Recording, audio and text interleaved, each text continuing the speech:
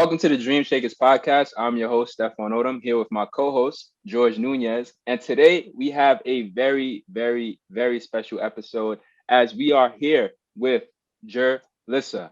Now, Jerlisa, also known as Juju, is the founder and CEO of MilleniVision, a digital media career platform that aims to ensure all young BIPOC professionals have the skills, information, and relationships necessary to establish lasting careers. Juju obtained her undergraduate degree from the University of Albany, where she served as the university's first African American female president. She now attends New York University and is pursuing a master's degree in public health.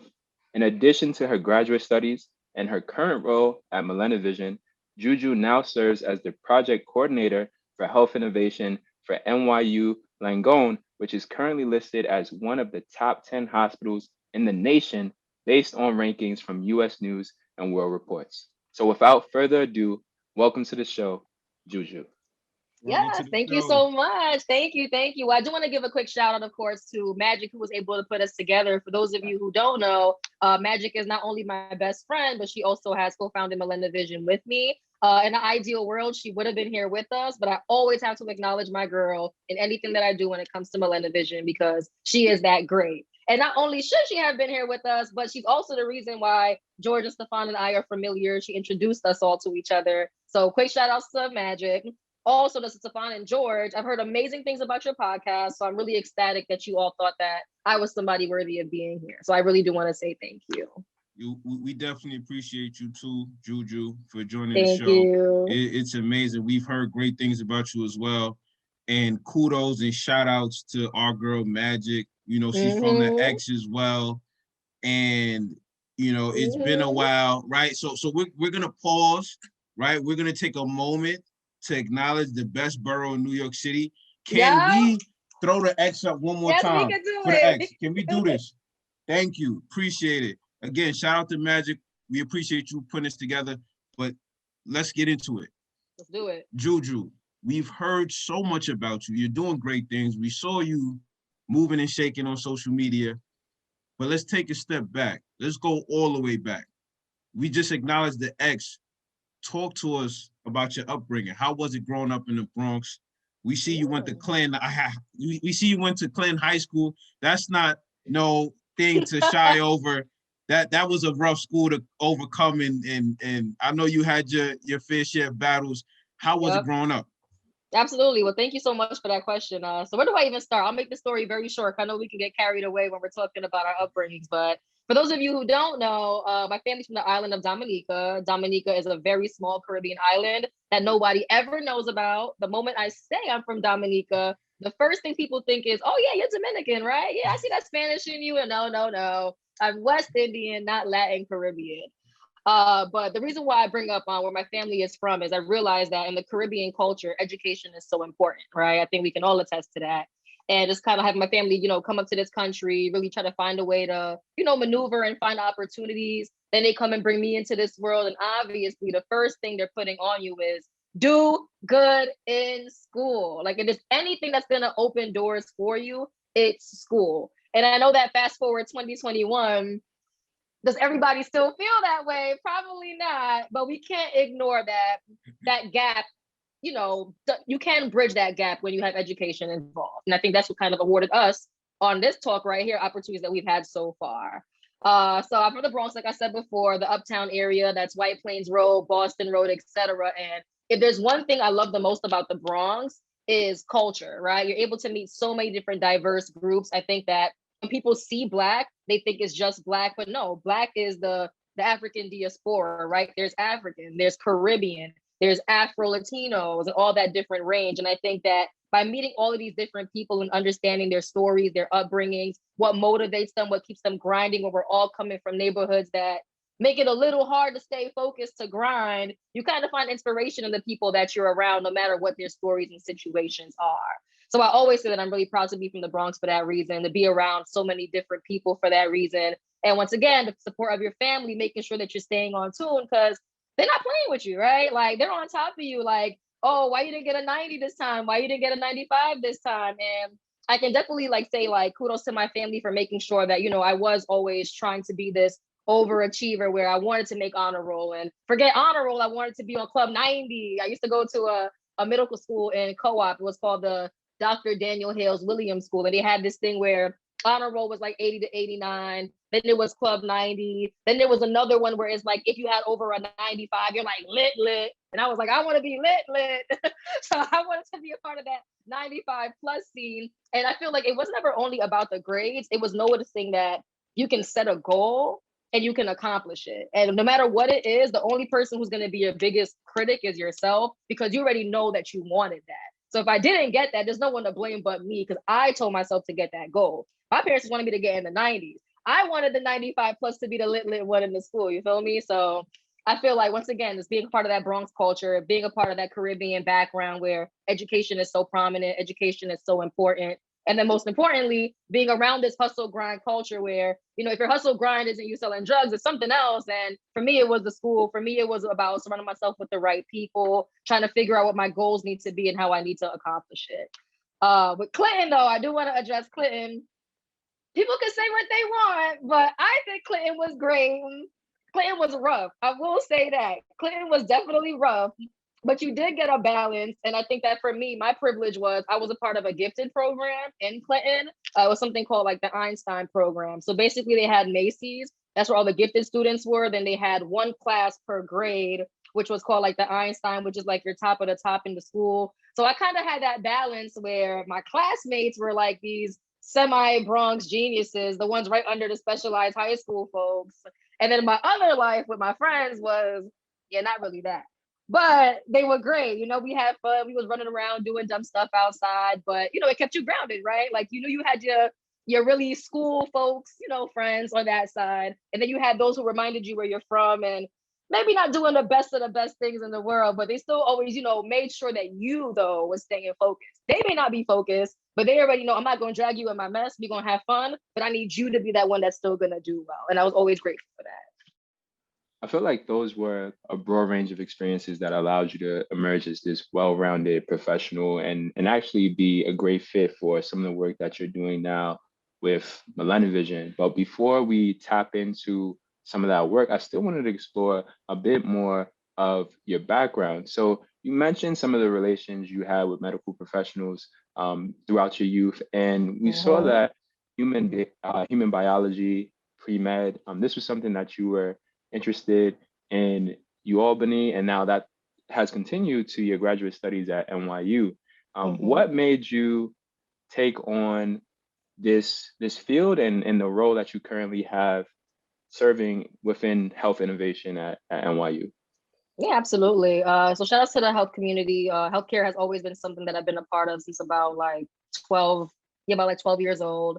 So originally it started off with, you know, your parents kind of telling you, hey, you know, there's a couple of different things out there that you can do, right? You can be an accountant, right? Or a tax person. You can be a lawyer. You can be a teacher. And of course, you can be a doctor.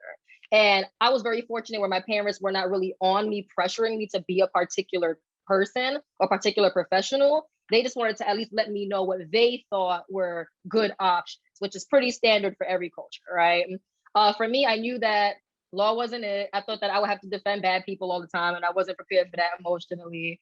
I actually used to work in accounting. That was like actually my first job and my job throughout high school, where I worked in a tax office. And I liked the work. I didn't like the environment. I kind of felt like I wanted to be a part of something that kind of put me on my foot more, kind of put me in a frenzy more. In healthcare, so many things can happen sporadically, and I'm that kind of person. I'm crazy. I need to be around that type of anxiety, that madness, etc. And tax really doesn't feel that way. So when I was in high school in Clinton, the good part was they had a partnership with a nursing home. It was a geriatric center on Kingsbridge in the Bronx. And basically my responsibility was to kind of start off as the student volunteer, just like, you know, working with the elders, you know, making them feel good, talking to them, keeping the storytelling going, you know, because they don't always have family to see them. And even if their family wants to see them, they still have other lives and can't come every day. So we were the supplement to that to kind of make them feel like this was another home, like I was their grandbaby. And then towards, I think, junior year in high school, we're able to get our CNA license. It's a certified nursing assistant license. And you're basically like right under like a nurse, right? There's CNA, there's LPN, and then there's an RN, a registered nurse. And for me, even though I knew I wanted to be in healthcare, I knew that that experience solidified it for me, because even though I didn't have the chance to physically do too much as a healthcare professional, I'm still under 18. I was still in an environment to kind of see what those health professionals were doing, see how they felt about their jobs. And in reality, it's not great all the time, right? Like they complain, they're mad, they're sad, but you still saw how happy they were to have an impact. And I felt like I want to be able to know that I'm somehow benefiting some population of people. And in this situation, it was the geriatric community. Just by talking with them and sitting down with them, they would always tell you like, hey, like little girl, what you doing over here? You after school, you know, you should be running around in the streets, going around chasing boys, you know, what little girls do. And it's like, no, like I actually enjoy being here with you. I feel good here. And you kind of realize that it's the little things that make people feel like, you know, I'm not that helpless. Somebody cares about me. And I feel like that was the foundation of like my enjoyment of being in this field. So I knew I wanted to be a doctor. I knew I didn't want to be an RN. I wanted to be the head honcho in charge until you find out that all doctors aren't really the head honchos in charge. There's other people who kind of handle that, but you find it out later. Fast forward to college though, I was pre-med. My major was human bio. My minors were business and Africana studies. I did all the sciences, the bio, the chem, organic chem though, for anybody who's listening, organic chem is the killer. If there's anything that's going to discourage somebody from pursuing medicine, it was organic chemistry. And I told myself that if I can get through that class, I was meant to be a doctor. And I did get through that class. So I thought I was meant to be a doctor. And I basically stuck it out that whole 4 years. I was the president of a pre-medical organization called the Minority Association of Pre-Medical Students. It falls under SNMA, which is a national org. And I was actually it was myself as treasurer at the time and the president of the org at that time. We were the first ones to come together and actually bring our org to the national conference. So we fundraised, got about $10,000, brought about like 9, 10 students to that conference. And it was like a really big deal for our school. And I also knew that that was like an additional thing that let me know, yo, like not only am I, you know, on my journey to becoming a physician, I'm over here like, you know, running around campus trying to figure out how to like, you know, increase the career outcomes of other students who want to do what I want to do. And I think that was the start of me realizing that not only chasing healthcare was important, chasing career advancement for other people were important, because I felt like it was my responsibility to do that if they couldn't voice it themselves. So that was the college scene, did the maps, did the pre-med, got those grades. I graduated with a 3.2. So don't let anybody make you think that you know, everybody's out here being science majors, getting these 4.0s. Like, no, everybody's story is different. And I'm very transparent about that. But then after I graduated from college, I had like a little frenzy. When I graduated, I thought the goal was to still become a doctor. And it wasn't until I started working in a nonprofit, kind of teaching like high school teens about different health careers, that I realized, you know, I like the idea of being a doctor, but then you kind of find out that there's other gaps in healthcare, other gaps in medicine, and it's not really up to a doctor to solve all of those gaps. And I started to kind of figure out like, do I really want to go to school for 8 years? Like, I know I say I do, but is that really in me to like do another 8 years of school? And it's like, I had all these ideas, all these goals, all these visions of things I wanted to create and try that I never felt to do before. And I had to realize that med school is a commitment. Like you don't get to do those things jumping into med school. Like you'll have to stop, you'll take a break. You got to put a pause. And I'm not the kind of person who's going to go to school and take a break. I know me, I'm finishing. It's a wrap. Like I got to do 8 years straight. And I just knew that if I pursued that route, I would probably have put all of those goals, those dreams, those ideas on hold. And I feel like med school will always be there. I could change my mind at 30 years old and go to med school. People are 55 graduating from med school. And I knew that if that was really my calling, I can always come back to that dream. So I dropped it. And it put me in a weird place because everyone knows Juju as like the girl who got it all together. She knows what she wants. She's going to get it. And I always go to Juju for career advice. And it's like, no, like now I'm that person. Like I need help. I don't know what I want to do anymore. Like I wanted to be a doctor. I was fixated on that for like the past 10 years. And now it's like, what's new? And I had to like take a seat back, not be my typical Juju self. I stopped everything. Like by the point that I made that decision, I even started MilleniVision. And we can get to that part afterwards where I stopped MilleniVision because I didn't know who I was and what I wanted to do anymore. And I'm like, I need a break. So what I actually did was I kind of did this little mad chicken move where I knew that if I wanted to kind of figure out what I want to do in healthcare, I needed to find like another program that exposed me to different things. So I did my research, found out what are like the top 10 gaps in healthcare. I realized that tech was that thing. Like every industry is adopting technology, but healthcare is lagging. Like they're just now starting to realize how important technology and innovation is in the field to improve patient efficiency or system efficiency. And I felt like I knew so much about the patient experience that my background with patient engagement would prepare me to be a better advocate in that technology space. I just didn't know what the titles were. Like, I'm like, I don't know how to do that. Like, I thought you could only be a patient advocate as a doctor, as a nurse, as a PA. And I'm like, there has to be something else. So what I did was I ran to Mount Sinai School, just barged at their door, say, hey, can I talk to the admissions department? Like, how do I get into this stuff? What do I do? I ran to Columbia, just found like a random door, random building, was like, hey, I saw this lady on the website. Her name is blank, blank, blank. Can you please point out where her office is? I had a a connection at SUNY Downstate. Set that up via email, went to them, had calls about what kind of programs do you have at SUNY Downstate. And then last but not least, there was NYU, where I also barged into their office and was like, listen, you guys got like this health program, that health program. What do you think makes sense for me? And I think I spent about like 2 months chasing all those schools in New York City to figure out like what they can help me figure out. And then by the time I came to a conclusion, I realized, everybody's deadline passed. So I'm like, wait, I'm supposed to be going to grad school in like 2019. And I'm like, wait, all the deadlines passed. Like, how am I supposed to go to school? Then I realized only 3 schools had rolling admission. I tried my best. I applied to Mount Sinai, I applied to SUNY Downstate, and I applied to NYU in May of 2019. I didn't finish my SUNY Downstate application. Why? I don't know. I'm crazy. Mount Sinai actually accepted me, but NYU accepted me with a scholarship on my birthday, July 2nd of 2019. And at that moment, I knew, cancer gang. Cancer. I love how you plug that in. I love that.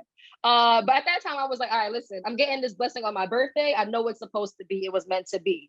I knew that my next step was getting into this grad program, figuring out what does the business side of healthcare look like. And from the time I got into that school, literally like the second week, there was a posting in a newsletter that they give us on the program where it was a health tech startup. And it was the only one on that list out of like a whole bunch of like nonprofits and policy jobs. And it's like, no, I want to get into the business side of health, not like the nonprofit clinical side. I interviewed for the job and I got it.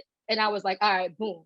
This is now what I'm going to do. I want to be on this digital health startup scene, doing either marketing, product marketing, sales to an extent on the partnership side, something around that sales, marketing, product range. And ever since then, I was like, yeah, I'm not turning back. I don't want to be a doctor no more. This is the road for me.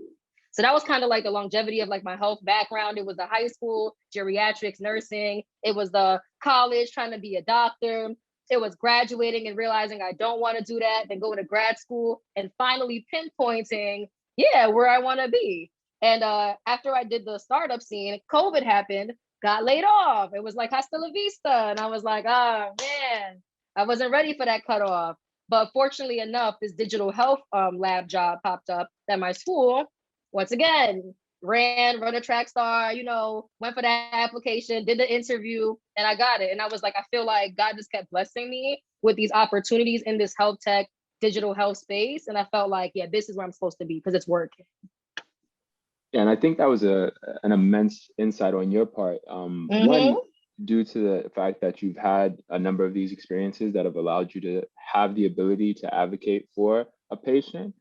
Two, it was rather introspective, right? Like you gave yourself the time to be able to just assess whether or not this was going to be the right move forward.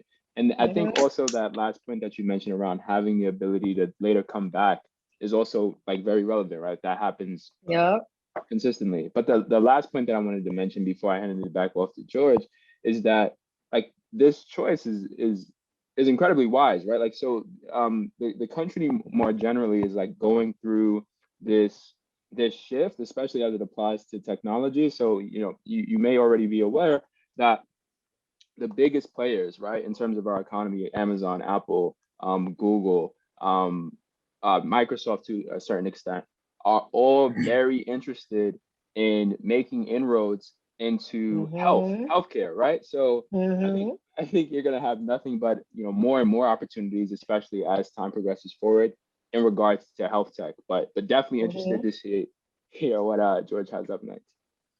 For sure, and like I said, we're just inspired and and admired by the journey that you took. And the biggest thing that we've took away from that is you betting on yourself.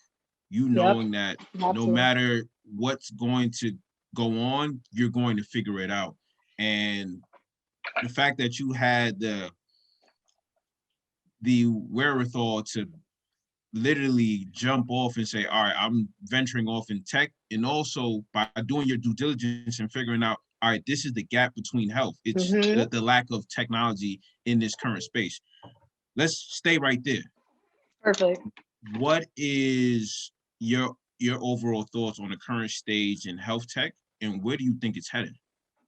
Absolutely. So I'm going to start off with two different areas, right? You want to talk about clinical efficiency. So we're going to come back to that. And then we're going to talk about consumer health. Those are the 2 points in digital health that I personally care the most about, that I think are the most important when we're talking about the future of health.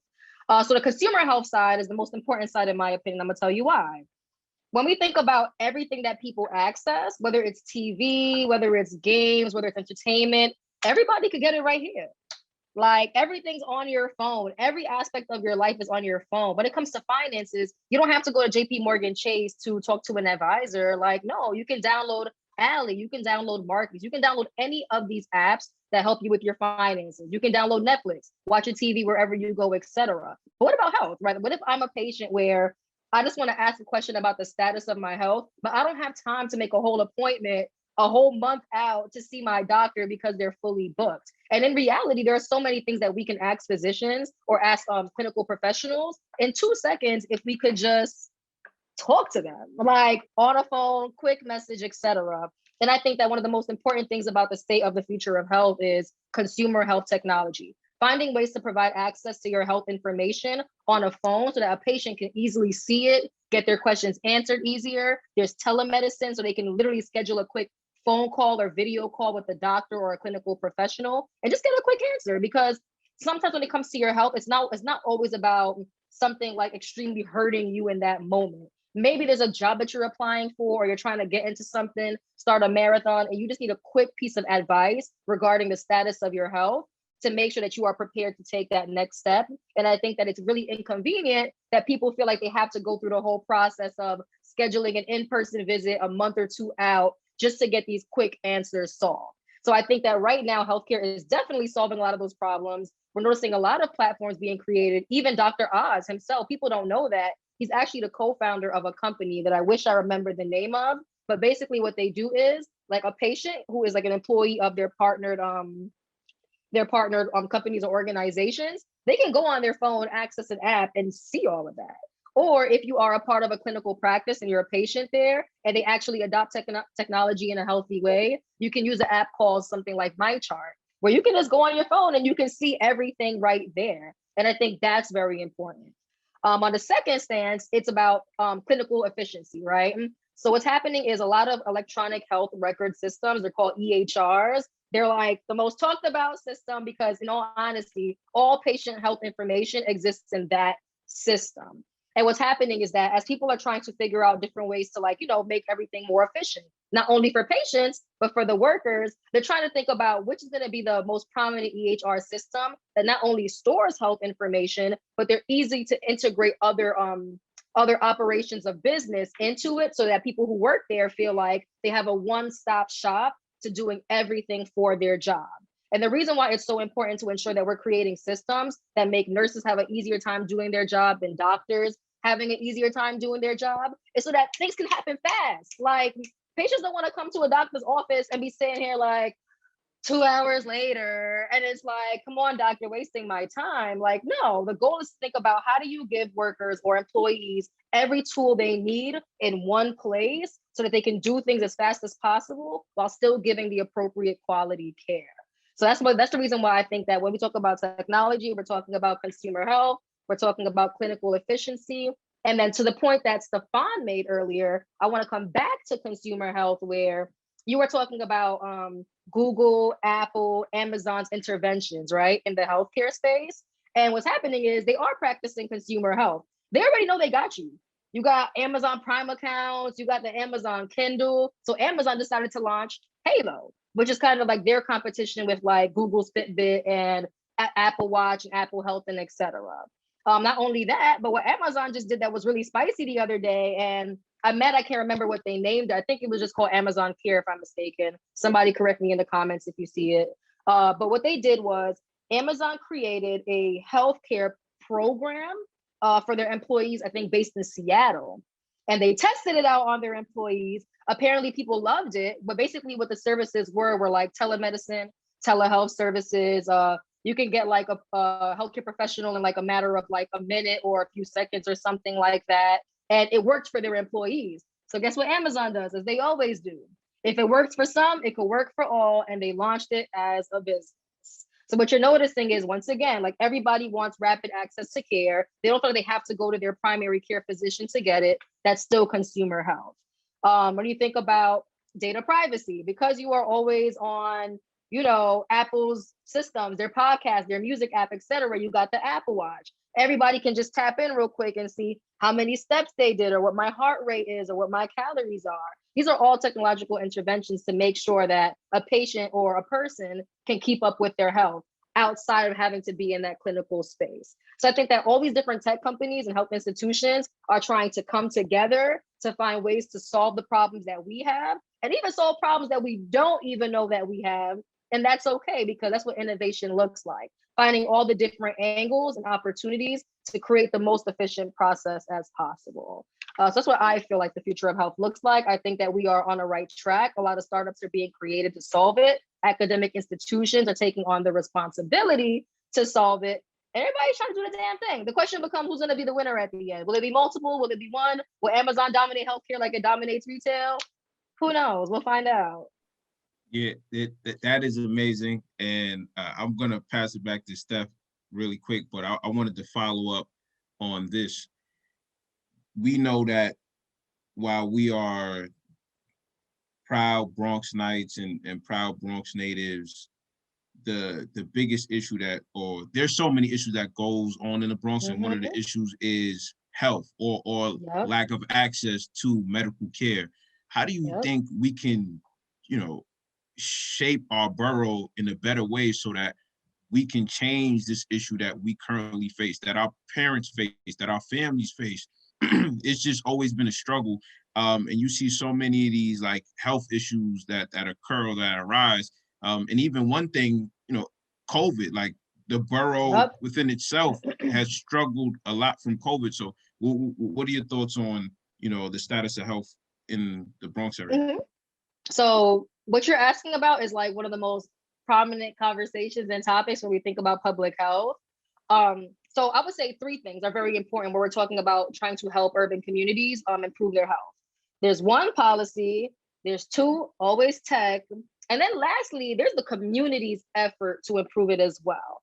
So the first part is policy, right? We elect our politicians to protect us, to elevate us, and some do well, some do nothing at all. But the most important thing is trying to fix food deserts. So I had a conversation with a friend yesterday who was interested in like kind of getting into franchising and stuff like that. And we were talking about how, why don't people want to bring a Chopped here? Like, why not bring like a Chopped, like a Just Salad and those kind of places into the Bronx? Yeah, it's kind of pricey, but how do you figure somebody doesn't want to go to the gym and buy a little salad? Like, I mean, why not? Like, maybe we just might want to do that if it was right here, rather than having to leave the Bronx and go somewhere else to get it, right? So I think that it's very important that we are opening up like more organic supermarkets like they did on the intersection of Gun Hill Road and Bronxwood. I think it's called Cherry Village or Cherry, something like that. But like more markets like that where people can access affordable foods that are actually closest to organic. Because they're going to say it's organic, but I think we all have questions about how organic that food really is. Because if you tell me the strawberry is organic and the strawberry is the size of this candle, I got a lot of questions for you. But that's the kind of things that we need to solve. We need to ensure that politicians are acknowledging those disparities, noticing these food deserts, noticing that people are quick to buy more junk food than anything else because it's the most affordable option if they can't cook in their house. How do we bring about other food sources to take care of our health? Because in reality, people want to do better, but if you make it very hard to do better, how will they do better? They can try for a week, but if I have to drive really far to get affordable food, maybe my family doesn't have a car. Maybe my family of 4 people share a car. Maybe we all have different schedules and we can't all go together to get these things, right? Like, how are we making sure that it's easier to do that? And that's a politician's job, is to figure out how to solve that problem. The second part is technology, right? It's about these hospitals, right? Like Montefiore, for example. Montefiore is buying out everything in the Bronx, and they're like almost like the only hospital in the Bronx at this point, right? So the question becomes, what is Montefiore doing in terms of community and technology? And I'm gonna start with technology first, by ensuring that even if a patient can't come into their center, there's still opportunities for care through their digital interventions to make sure that communication and that line of opportunity is still there. So clinical practices, clinical facilities have to take on that responsibility to use tech to do that. And then lastly, in terms of community intervention, even like the projects, right? Like a lot of us come from like either project backgrounds or project-like backgrounds. And I think this is a mixture of community leaders in those project areas, as well as politicians, kind of coming together and saying, listen, we're assuming people don't care about their health, but we're still gonna do our best to think about programming that can really be shoved in like the courtyard or something to get people to wanna learn more about how to do better, but actually put action to it and really do better. And there's someone I wanna shout out. His name is Councilman Kevin Riley, and he himself is a politician, but he also hosts like a series of fitness workshops. So like he'll get people to come and work out and get pumped and get fit, et cetera, et cetera. And in reality, he could hire someone to do that. But he's still the one actually doing it himself because he wants to show people that you can lead, you can grind, you can be in a great position and still make time to care for your health. So I think that a mixture of that kind of community intervention and politicians coming together can also solve those kind of problems. But it takes a lot more than just saying. It's a matter of creating a detailed plan to actually execute on. Like these experiences have given you a very unique outlook, a very unique perspective, and if we build off of that and we come back to some of those earlier moments in this process, those formative years, you may mention that you still enjoyed providing other opportunities for individuals to understand where their space would be within the broader professional world, right? And I want to pick up on that point to bring us into the next segment for today's episode, and that's going to be understanding MilleniVision, right? So like, how was the company formed? When we were looking through the website, we found that it was formed as an unfinished business, which was interesting, right? Because what that implied then was that the original aims of the company were going to continue to evolve and adapt as time went on, right? So what were those original values? Where are they now? And then what are some of the future aspirations you have for the company? Yeah, of course. Thank you for that question. So when I first started it back in 2018, like I said before, well, you said it actually, in 2018, I graduated, but I graduated as student government president. And when I was running my campaign in 2017, my campaign was about like social and like economical, like advancement of students and beyond college. And what I meant by economical was getting these jobs or starting like, projects or things that can help you make some money. Like for me, my first opportunity for entrepreneurship was throwing parties in college. Like, I was an RA from my sophomore year to my junior year. But when you become president, you can't be an RA. Like, there's no way to balance that. That's like you asking, Obama to be out here, as a CEO of McDonald's while running the country. That's not happening, right? So what I had to do was figure out, if I can't be an RA anymore to get this room and board paid for, what the heck am I gonna do? Because I can't be out here being too broke. Like, I don't really get paid for this. I get a stipend, but I mean, what, $200 a month? Yeah, okay. So I had a friend, and I was very fortunate where I really want to shout out like the men in my life, like Francis, you know who you are, Jarius, you know who you are, Felix, you know who you are. Like, I was always surrounded by men who always wanted to like help me. Never asked. They just wanted to put me on to things, and they was like, yo, I don't know, Juju, you just, something about you, I want to keep putting you on. And both Francis and Jarius, when they were student government president, they threw parties, but they were always a part of Greek life. I was a GDI, I was a goddamn individual, right? So I didn't have like the whole Greek life backing, but I was cool with a lot of Greek life in general. And they were like, I don't think you know how like lit you are. I was like, what does that mean? They were like, yo, throw parties. I'm like, what? You think I should throw it? I turn up, I'll go to parties. That's not a question. And I'll promote some for my friends. But I was like, you think people will come to my parties? You lying. So I listened, because they never steered me wrong, right? I didn't even want to be student government president. They told me I had to become student government president one day, which made me become like the first Black woman and the second woman in history to do it. And literally, I just started throwing parties. And it was lit. It was packed. People came. I was like, oh, y'all want to come to my stuff? And I get paid for this? My bills are getting paid for this? I bought a car with this? I was like, oh, this is it. I like this little, what you call it, entrepreneurship thing? Okay, I want to do that. All right, cool. So I did that my senior year. I made some money. I was able to pay off some bills, sustain myself. I bought a car when I got into a big car crash. And I felt empowered, right? Like I was able to sadly get into a horrific situation with that car crash that totaled my car. And thank God for life, everybody in the car was fine. And in reality, it could have been really hard because I was doing an internship at that time outside of student government, which was like 20 minutes away from campus. And without a car, there's no way I could have kept doing that. And I needed that internship.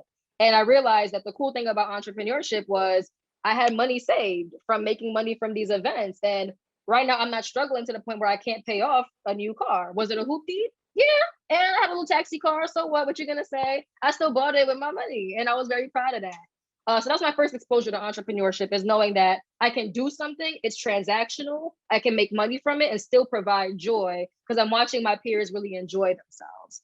Then back to the campaign part that I was talking about, where I just knew that I wanted to create opportunity for people to do better for themselves. I realized that just Jerlisa Fontaine trying to do one-on-ones with everybody and giving career help is not scalable. That's not feasible. Everybody can't access me, not because I don't want them to. I want to be in everybody's face talking about stuff, but where's the time? I don't have it.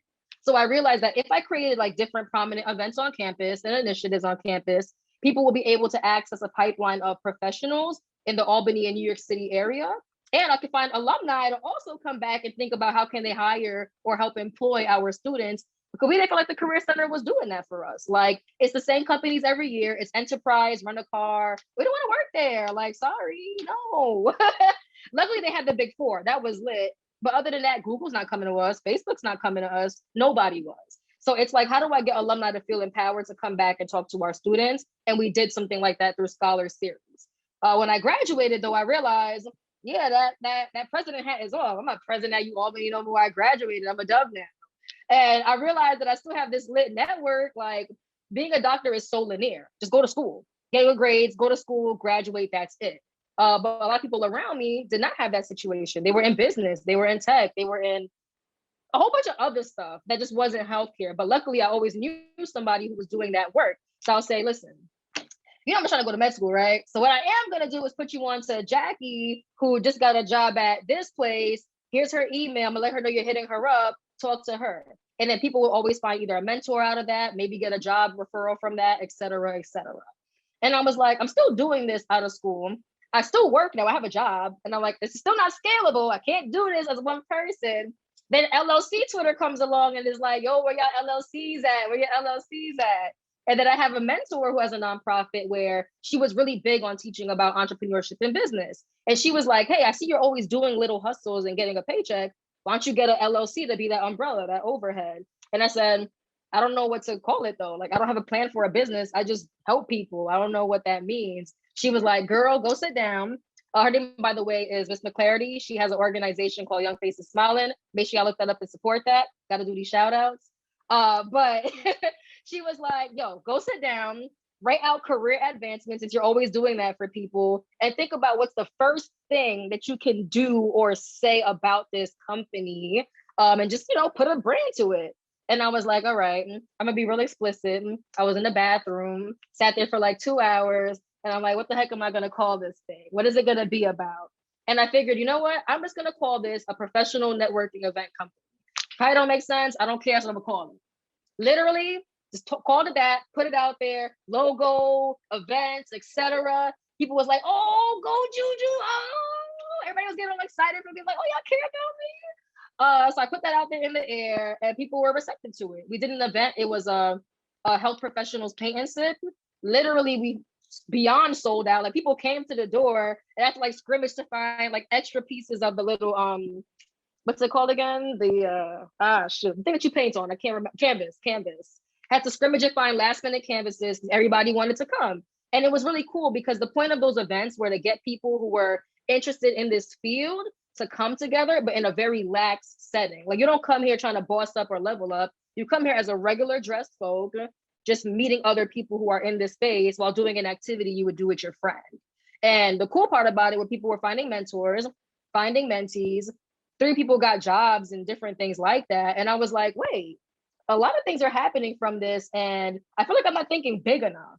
At that time, also, that's when I had that whole career situation with the doctor and leaving that. And I was like, all right, 2 things are going wrong right now in my life.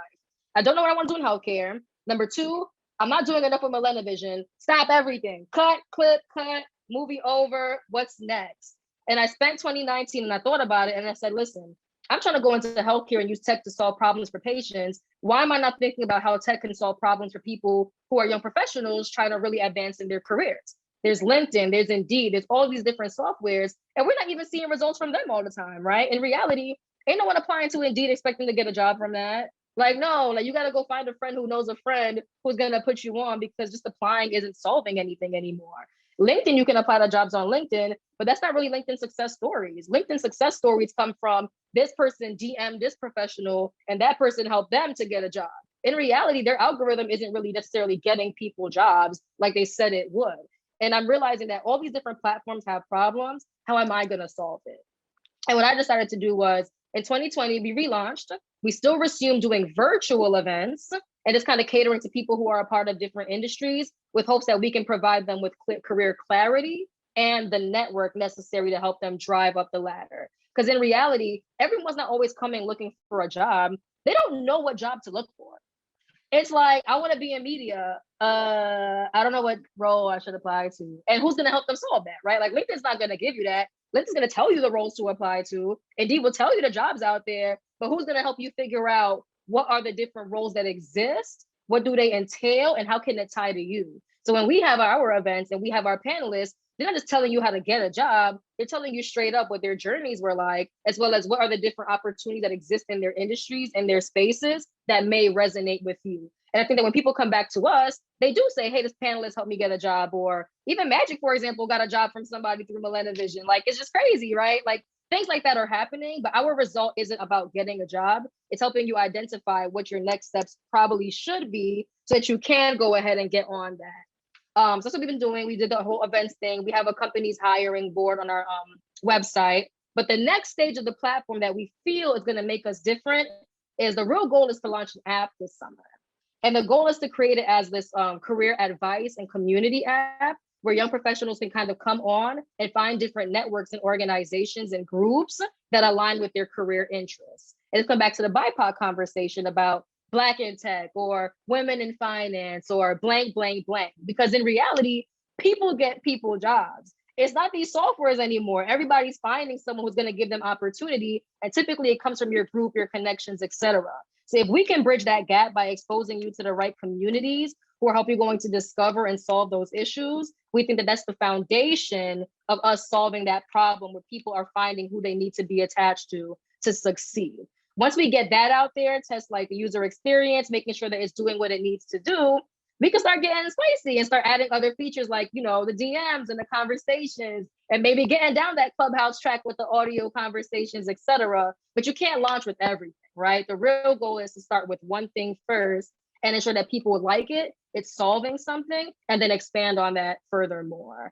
So it's kind of been our journey from like 2018 to just starting, doing events, it working. 2019, Juju said, cut, clip, no. 2020 came, we relaunched, had like almost like, I think 500 to 600 people actually attend our events throughout the course of that year. 2020, relaunching the site, giving different articles, videos, etc., companies hiring information. And then this summer, that's the next plan. Wow, you said a lot there. So much to unpack. And it's great, the fact that, again, you guys stuck with MilleniVision and you felt like it could work, because that's important, right? Like, the fact that you guys are providing the career advice and providing the opportunity for people to understand different industries or careers so that they could figure out what is best for them, curtail that, and sort of go and run along with it. That's what we try to do at Dream Shakerz in terms of like putting our people on into different avenues of tech, but also interviewing people so that those people, whether if it's co-founders, founders, or people in tech in general, provide their experience or their journey as a story and as a gem for people to follow through with it. Staying on MilleniVision though, how would you talk about the underlying business model for MilleniVision? Is it going to be an ad-supported business, or will the platform ultimately leverage a subscription model to bring in revenue? What are your thoughts? So right now it's users first. What we do obviously we have like a pay if you want model for the event. So if you felt like it did something for you, you can pay into it. Do we ever think that anybody would do that? No. Do they? Surprisingly so. But at this moment right now, it's user first. So we don't anticipate people feeling the need to do that. But when COVID did happen though, we were going to have in-person events right before that happened. So obviously that would have been a charged experience because we can do more excitement with it. But because that wasn't a thing, we had to get creative. So what we did notice was that we had an advantage where virtual events were a must, and a lot of organizations were not familiar with how to have an interesting virtual experience. So in 2020, most of our money actually came from helping other organizations and small communities figure out how to leverage like those software platforms to launch virtual like conferences, experiences, etc. So that was the model back then because we're doing more of a service than anything else, not like a tech platform per se. But fast forward to 2021 and what we're trying to do with this app, two main ways to make money would be one, the subscription model, where obviously if you're managing your community on the platform, the goal overall is that once we get a substantial amount of users, we'll be able to add additional tools that make it a lot easier for you to manage your community on that platform. And depending on what kind of plan you want, we'll be able to kind of provide that subscription package. Outside of that though, the goal also is most communities do what? They hold events. So obviously by including a different software like a Stripe or etc., people will be able to use our event process to also have people register for tickets, etc. And then we reap the benefits of people selling their tickets on our platform. There's other ways that we do plan on making money, but I feel like that comes with, I guess, a year and change of adding additional features to the platform. But in terms of the content that we provide on the site, ads as well, right? We have a newsletter. So obviously, if someone's interested in having their service being presented to our audience and we feel like it resonates with their needs and you want to be really sensitive about who you're bringing to your audience, then yes, we're able to charge for those kinds of sponsorships of content and ads and et cetera like that. So the three main things would be one, the event ticket sales, two, subscription model for the communities when we launch the app itself, and then three, obviously, like sponsored content and advertisement. Okay, so it's a fairly robust model with multiple avenues to bring in revenue to the business, especially as it continues to scale into the future. Okay, definitely connect there. I think one additional piece that I saw about MilleniVision was the way that it's positioned and one of the challenges that it wants to solve, which I think introduces a new obstacle that I want to know, how has your company begun to think about? So one thing that you mentioned was during your experiences at U Albany, you noticed that these big name players, right, that a student may want to work for weren't coming to the university because U Albany wasn't a target school, right? That's an experience myself I've had at Hunter.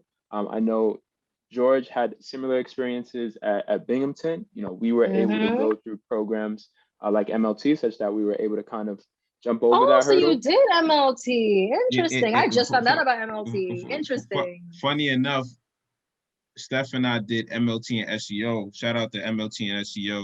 SEO was great. But MLT is how Steph and I met. Yeah. Okay, keep going. All right, MLT. So the question that I have for you then is how do you, due to the advancement of digital technology, due to the advancement of resources that allow students to gain access to highly in-demand skills, what do you think are going to be the signifiers that allow a student to communicate their value to a recruiter once we move past a system that relies on target schools? Okay, so to make sure I understand your question, you want to pinpoint what are the main things that students or young professionals need to do to get seen by these companies outside of the school that you go to? Exactly. Perfect. So what I always tell people is, if you're a student right now, it's a great time for you, because in reality, you get to do what you really want to do to get seen. And in reality, that looks like creating projects. Like literally, if you have an idea for a business per se, whether you want to pursue that business long-term or not, if you can get like 3 other people, one person is like the CEO, one person is the marketer, one person is the techie, one person is the financial person, you guys come together, put your brains together, and actually start and launch a project that shows how, one, creative you are, because an entrepreneur is a very popular person as well, right? An entrepreneur is someone who comes into a company and they're like an entrepreneur for that company. And that's why they grow so fast and accelerate so fast. So I think that outside of resumes and going to target schools, if you are at a school that no one cares about, if you can actually create your own project, do something really popping with it by creating a product or a service that seems to at least somewhat work, or if it doesn't work, you can at least be able to explain what you did that was different, that was innovative in that process, that makes you stand out. Because in reality, a lot of companies are hiring based off what people can do, right? If you can show me that you did something, like, and you can talk about it and it makes sense to me, I know you're not a fraud. I know that you actually did this thing that I need you to do in this role. And even though no school gave you the opportunity, or no job or internship gave you the opportunity, you created it and you still did it and you executed on it. And I think that just by finding the right person to get you in the door into that space, so that you can then talk about that project and what you created, that's going to give you the opportunities that going to a non-target school or being a part of a background that no one cares about can do for you. It's just being able to do that. You'll hear success stories of people who are able to attest to the fact that that has helped them and that has saved them. I think that people are a little scared talking about like their entrepreneurial endeavors in interviews, but if it's a past one that you're not working on, it can't hurt you. Like, I'm not working on it right now, so what are you really telling me, right? I think that people are excited to know that someone can get up, come up with an idea, realize that nobody was giving them something, and you just went for it. So to answer your question, creating a project, find a team of people to show leadership, that you were able to scout them, put this together and do it. But then obviously the last part is, after you did that, using a platform like a LinkedIn to network and find new people, seeing your friend post that person on IG who has like marketer in their bio, DMing them, trying to say, hey, listen, I see you're a marketer at Rock Nation. I did this creative project in undergrad where it was like a business, but it didn't really work out. But I think it'll be something that I can talk about in an interview to land another job. Do you think I have a chance? You ask them that, they like you, they feel you, they're gonna help you. And if they don't, do it 30 more times to other people and you'll be fine. And that's how somebody who goes to a non-target school finds themselves accessing people who they typically wouldn't access at all. Job versus field, right? Oh, I wrote an article. We saw that you wrote a recent blog talking about the importance of finding a field, not a job. Can you dive into that a bit deeper and talk about the distinction to our audience and why the correct framing of the two will lead to long-term success? First of all, thank you for doing your research. Well, you know we gotta do our due diligence. You know we gotta do our due diligence. I love it. I love it. All right, so boom. So a job versus a field. That was my problem. I was chasing being a doctor. Like, everything I knew was the only way to do great in healthcare was to be a doctor. But I found out that doctors are not actually the ones who are necessarily constructing the space and environment around them. They can give their feedback, they can talk about it, but there are people who are executives or people who are running these hospitals, running this system, who are creating this environment for them. And I realized that if I want to make a change, I got to figure out how to be on the business side or this clinical executive side to make these changes. And if I knew more about the business of healthcare, more than anything else, I would have had more clarity on what I should have been really pursuing. Because it would have never been the role of a doctor. It would have been a role of someone just trying to bring their business ideas, business concept, business savvy into the space of healthcare so that I can solve those problems for doctors so that they have more time to be the best doctor they can be. Doctors want their time back. They should be able to do what they got to do for their patients without being distracted by all these other operational commitments. And if I knew more about that, I would have did better. So that was my inspiration for writing the article. I wanted people to realize just think about what you're interested in, right? Like if you love TV, don't be guilty. All right. Just know that you love entertainment, because TV is just one thing that falls under entertainment. After you already established that the world of entertainment just does something to you, it excites you, it motivates you, I want to do something in that space, you've now at least identified that this is the environment that I want to be in. Now I got to think about what am I good at, what I want to be good at, so that I can identify the right role in that space for me. And the great part about a role is I can always change it. Like I don't gotta be boxed in, right? Like I can start off with one role, go into another, try something different. And as I climb, I'm pinpointing the fact that I'm just making change in an industry that I care about. My title doesn't really matter because I'm having the impact that I want to have. And I think that sometimes chasing a role title can be very limiting because you're trying to be the greatest person for that title. You're not trying to be the greatest contribution to that industry. And I think that's what's most important, right? Like I think about marketing, right? People don't try to call marketing an industry because it's really a skill, but there's so many things that fall under marketing, right? There's the tech side of marketing where people are building algorithms so that other people can get seen. You still got to understand people and the psychology of people to be able to kind of create that algorithm to work. That's still marketing. There's creative marketing where you're building the advertisements and et cetera, et cetera. And once again, because the industry is so big, you know, you like it, you know, you care about it, you just get the chance to kind of find different roles that you're interested in. Say, I don't want that, try another one. And you keep moving around until you figure out what's the right role for me. But at least I know I'm still home. I'm in the industry that I always wanted to be in. So I think that's the distinction between chasing a role versus chasing an industry. And the last thing I will say is it leaves less room for disappointment. If I set the goal that I want to be in healthcare no matter what, as long as I know that I'm able to find roles that let me use my skill set, I get paid well for it, and I'm in a place that I love to be, I can't fully feel disappointed because at the end of the day, I know I still belong in this space. Maybe my role just has to change. And I'm not really leaving. I'm just making a little switcheroo and that's it. So I think that's the biggest distinction is recognizing that don't just worry about the roles, find the industry first, the roles you'll just keep figuring it out until you pinpoint that one that's just ideal for you. Solid. I think what's been the most interesting about this entire conversation today has just been the arc, right? Like the journey that you've taken in order to be at this current place in time, both in regards to your professional field and also in regards to your general outlook. You've had a lot of experiences, right? You've done a lot of things and done them very well. And one thing that I wanted to know from you, again, we at Dream Shakerz, we're very much about paying it forward. And we wanted to know, looking back on the experiences, looking back on the number of roles that you've had, what would have been 3 pieces of advice you would have given to your younger self starting out, right? What would have been 3 pieces? Let's see. I love that question. That's the question I would ask on my podcast. Okay, so the first question that people in Greek life always like to say, I gotta credit them for this, do your research. Like, honestly, do your research because it goes back to the question that we just talked about, which was industry versus a job, etc.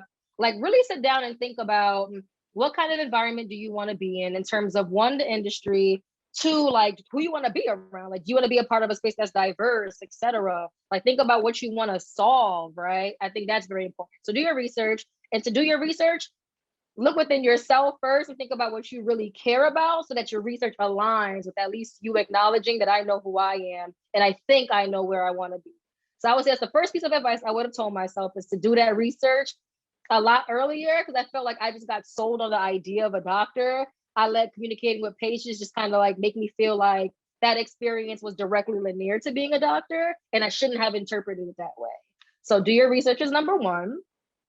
2, I would say who you surround yourself with. I know that's cliche, but I think it's like so important to be surrounded by like different types of people. I think that when you are chasing certain like goals in your career, let's say you're in finance, it's like, I got to know everybody in finance. That's it. I don't care if you want to be a doctor, stay away from me. You want to be a tech person, stay away from me. Like having a diverse network and being around different people who come from different backgrounds both culturally and professionally, is very important because there's so many different things that are transferable, right? Like, for example, you could be a finance person and yeah, you want to work at JP Morgan Chase, etc. But don't forget that other companies that are tech or that are health or whatever the case may be, they will pay a financial professional a lot of chicken too, right? Like, don't act like you can't work there too, you know? So I think it's very important that for younger people who are chasing certain professional goals, like mix up your people around you. The same way how you want to diversify your resume and have all these random clubs that don't matter on it.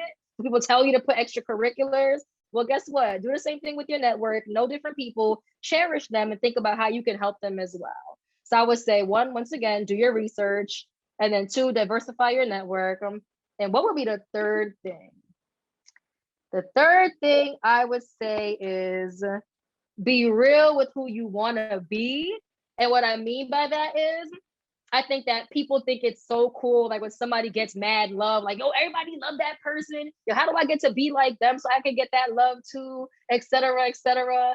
I feel like, honestly, like, just like really think about who you want to be, what impact you want to have. Don't feel like you have to force anything to be a certain way. Like, know who you are early. Do some self-development with yourself early. Can you change? Yeah. Leave room for change. Yeah, that's great. But try your best to have an understanding of who you are in the current, so that you don't ever feel like you got to force something to be someone else or whatever the case may be. Because I think it's so easy to be on social media, which I am a social media advocate. I know that there's so many bad things on the internet, but I think social media creates opportunity. And I'm always try to look at it from that lens more than anything else.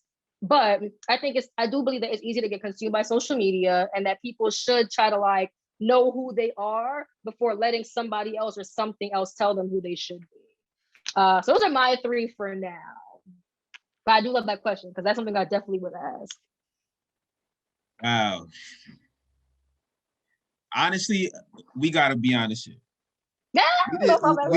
We did not think you were gonna come with this fire. Like we knew that this was gonna be a great interview, but the jewels and the gems is just crazy. Like we really appreciate you.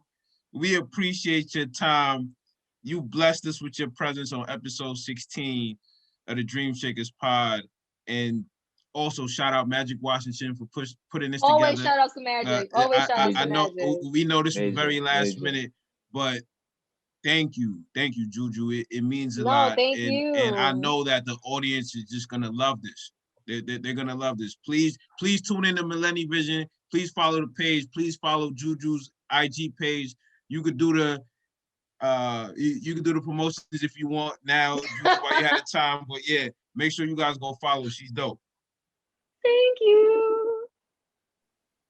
No, definitely endorse everything George just mentioned. Definitely major shouts out to Magic. Definitely that always continues to be the big homie. So we appreciate you, Magic. We appreciate you. And we appreciate you jumping in, Juju. We appreciate MilleniVision. We know you're doing a great work out there. It's a meaningful mission. It's an important mission. And we look forward to continue following the trajectory and the success of the company. Thank you so much, you guys, for having me. Huge shout outs to George, Stefan, this podcast. Thank y'all. I really do appreciate you all having me. Like I said, I'm honored. You know, y'all thought about me, kid flattered or whatever, But thank you so much. I appreciate it. Of course, one last thing. You definitely got the Bronx stamp. But we gotta, You already know, man. We gotta stamp you as a dream shaker for continuously to breaking down doors and providing these new opportunities for these youth and our people that are coming from these impoverished backgrounds. We definitely appreciate it. Thank you, guys.